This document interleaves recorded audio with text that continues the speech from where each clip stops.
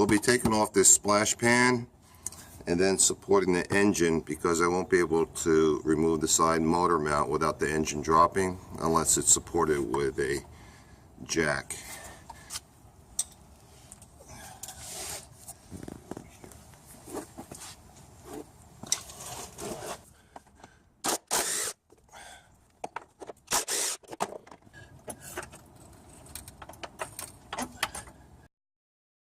So up here, I'm removing the tension on the serpentine belt tensioner pulley. Okay, so there, got the belt off. There.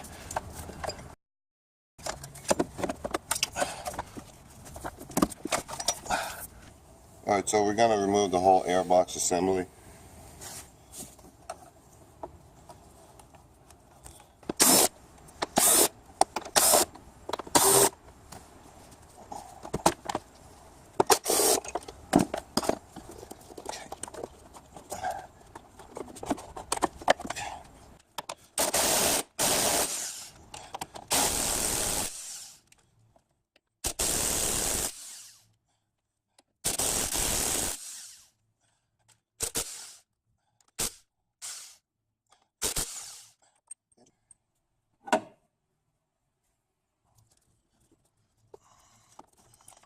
I'm going to remove these hex bolts that hold the crankshaft pulley in place. That has to be removed.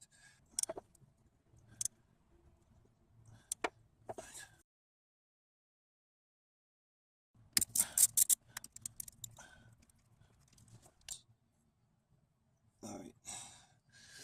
I'll put a paint mark over here so this pulley matches up to that pulley hole.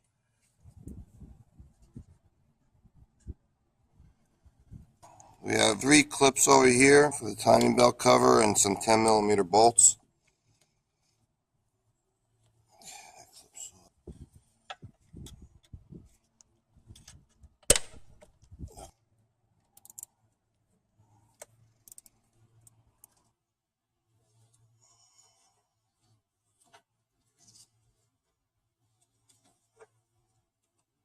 We have a 10mm bolt down here that we have to remove for the timing belt cover.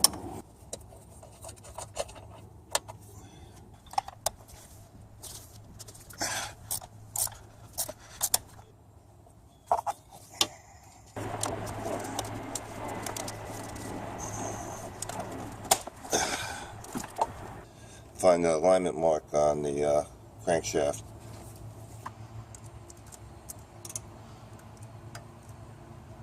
Look, they line up.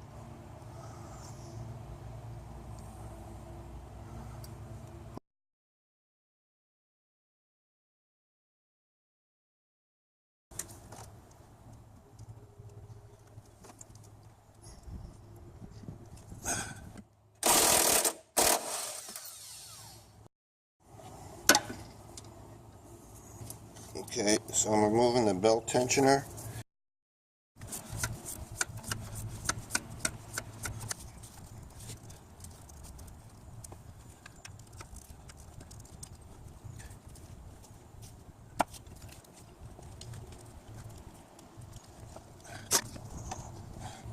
See these cracks on the timing belt?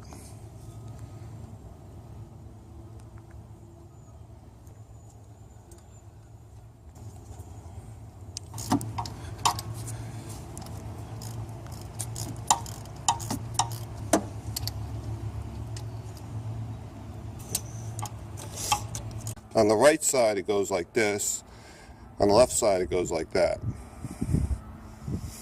So what I'm going to do is mount this one on the right side, mount the tensioner pulley full deflection on the loose side, then I'll put the belt on, and then I'll mount the left side pulley. I'm going to move this counterclockwise just a little bit. Okay.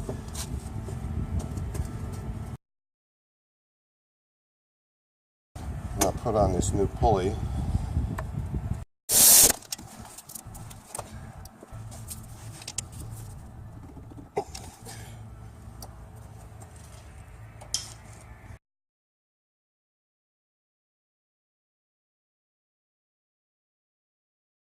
And there's a little mounting groove right over here.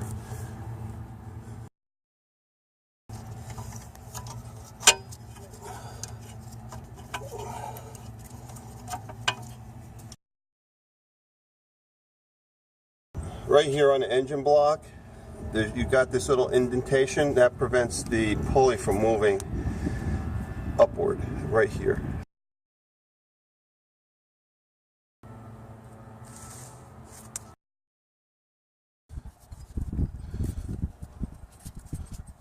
Okay, that should be around here. Something like that.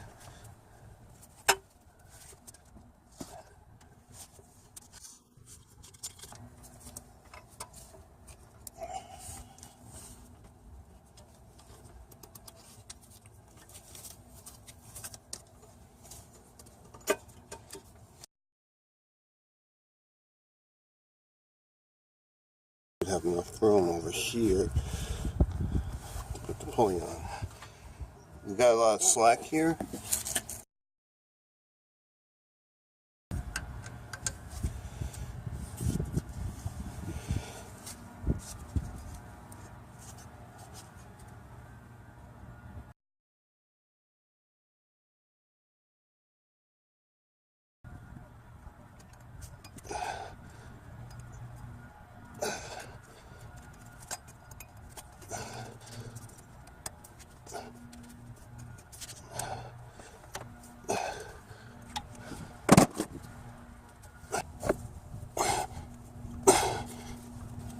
Yeah, now that's tight. See, there's no slack on the right side of the belt now.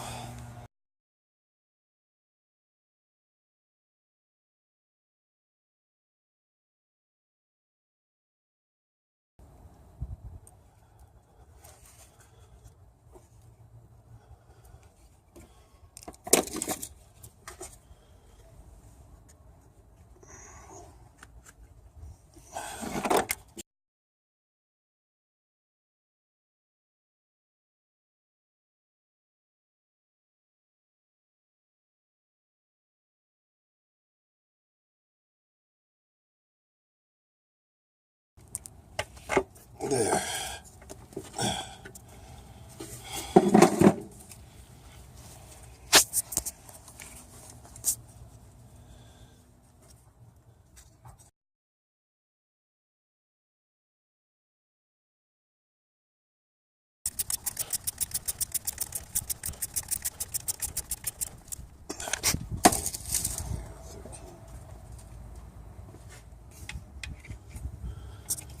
Let's take this off now.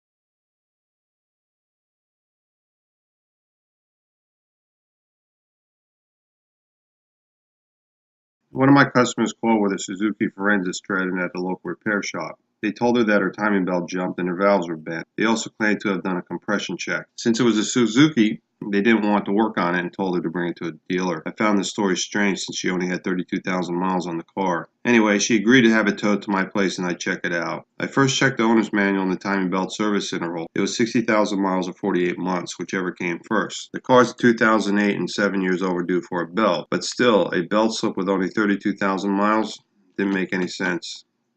I decided to take off the timing belt cover, align the timing marks atop dead center, and see if the timing was really off. After taking off the cover and aligning the timing marks, everything was in order. I checked for any mill or check engine codes.